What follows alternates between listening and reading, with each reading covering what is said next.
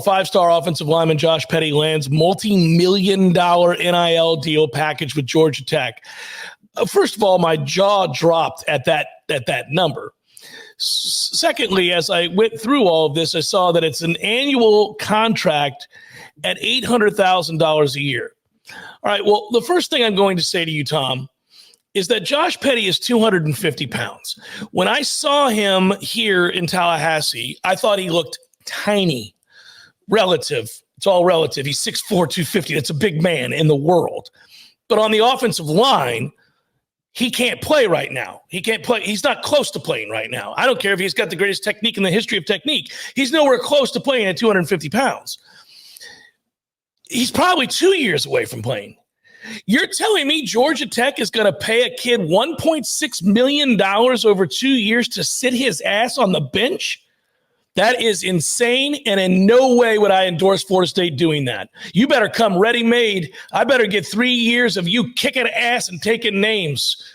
There's no chance I'm paying you $1.6 million. I'm betting that you're gonna eventually get to where you need to be as a tackle. You're gonna eventually get to 300 plus pounds, because I can't start you at 250, 260, 270. I can't. You're of no use to me. What are we doing here? That's nuts. I'm glad Florida State didn't pay it. So interestingly enough, in that article, it said that that's not even the high. It's the going rate right now is $750,000, something around $1 million if you're going to be a borderline 5-star tackle or the number one tackle in a given class. And obviously there's a couple of those kids out there that are rated higher than Josh Petty that will command over $1 million a year. Now, maybe those players who are 5-star tackles have a chance to start as a true freshman, or certainly will start in their second year. But it's such a fascinating dynamic, because you've got an overpay for a high school prospect versus whatever the starter at Georgia Tech is making right now problem. That's on the horizon now. That article comes out. I'm sure Georgia Tech starting left tackle or right tackle is walking into Brent Key's office and saying, "The hell, bro? We're one of the better offensive lines in this conference, and I'm starting for you, and I have started for you. I'm not making $800,000. I don't think they are. I don't think the starter right now is making that kind of coin. So you've got that problem. But then the other thing is, we are rolling into an era where there is the revenue sharing provision with the congressional settlement, where athletic departments can have upwards of $22 million earmarked for athletic payment, NIL payment. Now, it's up to the athletic department to set the budget per sport.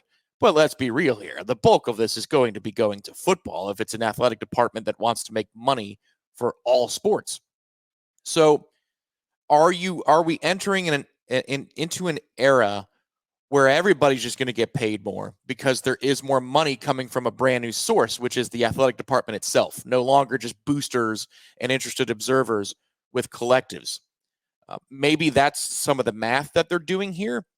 But I would agree with you. If you're going to invest $800,000, let's assume that your budget is $8 million, right? So you've got $8 million, $800,000 going to this one kid.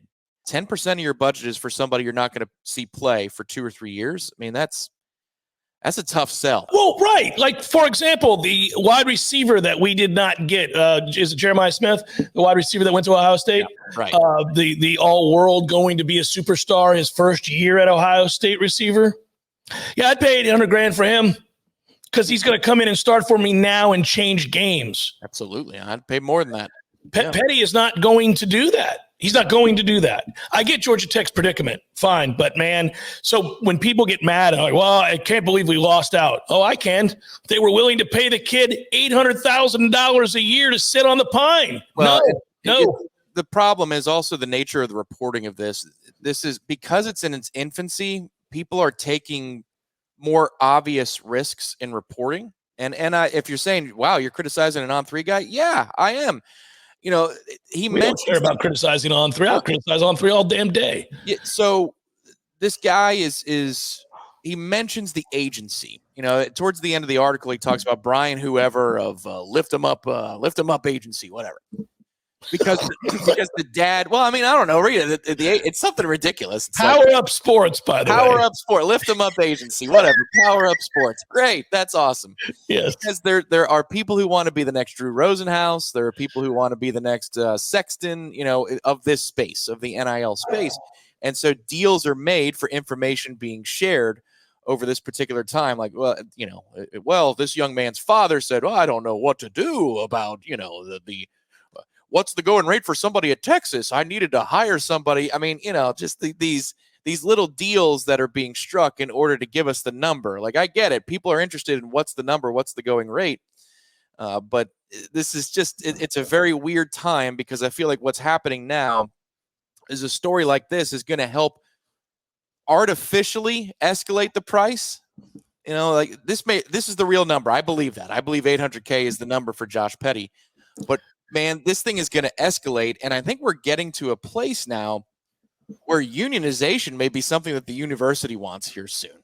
They might want to, because this is like first round draft pick, NFL, unlimited, Sam Bradford type contracts kind of. That's where this is going for players out of high school. And this market needs to be regulated. This is the first time, once I read that number and I see the way that this conversation is going, I'm starting to think, man, they might need a unionization here on the administrative side, so that these costs don't fly wildly out of control.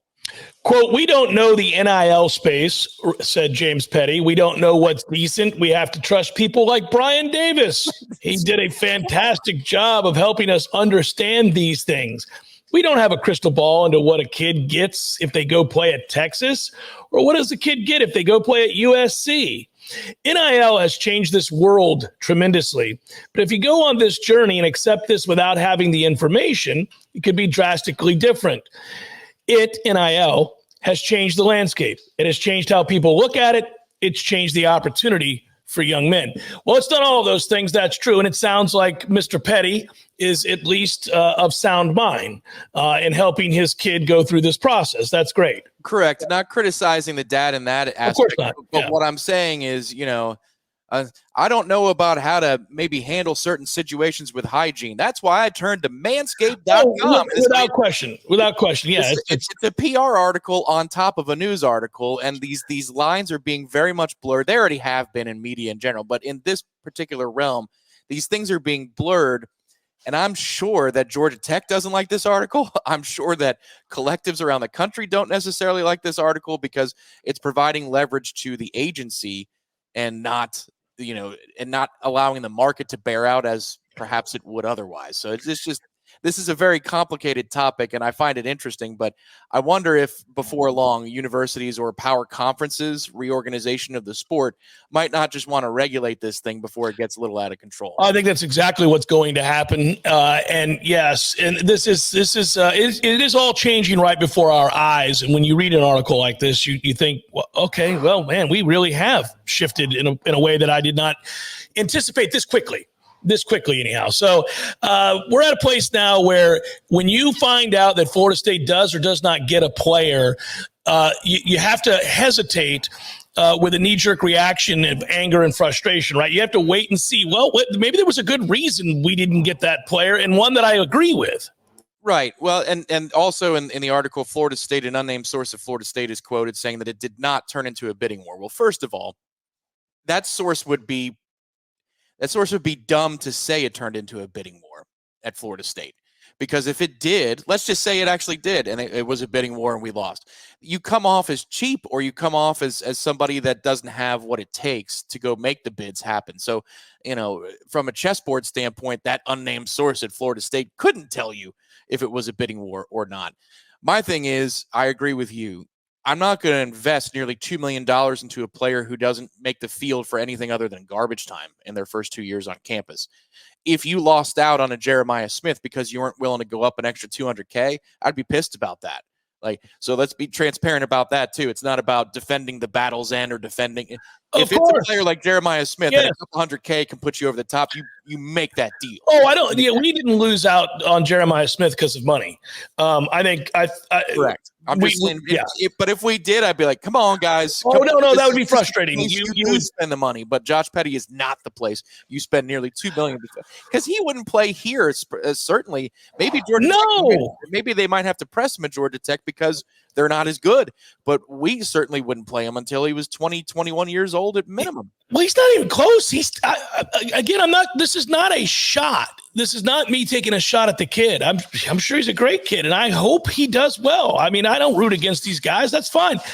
When I saw him walk past, I was like, well, it's going to be a minute before that kid ever plays. And this is before I knew of any deal. This is before I was thinking about it in terms of we're going to get him. Yeah. And, I don't love recruiting. I care deeply that we win in recruiting, but I don't love, all the stuff that goes into covering recruiting, right? So when he walked by, I was standing down on the field, and our own Matt Lasser turned to me and said, hey, that's the Petty kid. And I was like, oh, okay, so that's him. Because I knew who he was. I knew we were trying to get him.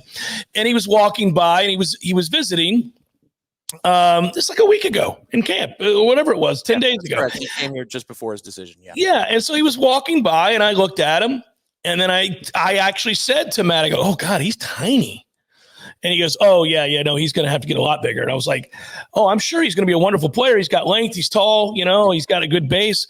But my thought was, damn, I wish he wasn't that small, because when you bring in a 5-star, you get excited about the fact that you won a 5-star talent, and you want to see him play as soon as possible, as soon as humanly possible. Of course, on the line of scrimmage, it's a little bit different. And so when he walked by, I was like, oh man, that's at least a year, probably 2. You just can't add 50 pounds of muscle. It's tough to do. It takes time. Certainly you have to have the right nutrition and some other things to get to where you need to be, commonly known as the Bama table. With all of that proper nutrition, it's going to take 2 years to get him anywhere near the size he needs to be. So good luck with that, Georgia Tech. Here's $1.6 million to watch a kid go to class.